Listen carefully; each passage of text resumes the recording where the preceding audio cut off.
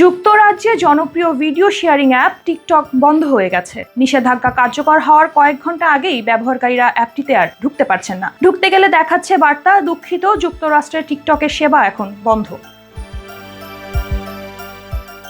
চীনা মালিকাধীন বাইড্যান্সের বিরুদ্ধে গুপ্তচর বৃত্তির শঙ্কায় মার্কিন প্রশাসন দীর্ঘদিন ধরে অসন্তোষ প্রকাশ করে আসছিল। শুক্রবার জাতীয় নিরাপত্তার স্বার্থে টিকটক নিষিদ্ধ করার রায় দিয়েছে সুপ্রিম কোর্ট। তবে নবনির্বাচিত প্রেসিডেন্ট ডোনাল্ড ট্রাম্প বিষয়টি সমাধানে রাজনৈতিক উদ্যোগ নেওয়ার আশ্বাস দিয়েছেন। তিনি বিক্রি বা নিষেধাজ্ঞার সিদ্ধান্ত 60 থেকে 90 দিনের জন্য স্থগিত রাখার একটি নির্বাহী আদেশ বিবেচনা করেছেন।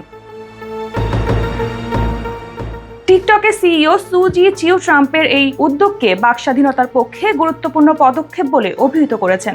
এদিকে ব্যবহারকারীরা উদ্বেগ প্রকাশ করে জানিয়েছেন, টিকটক শুধু বিনোদন নয়, অনেকের আয়ের উৎস।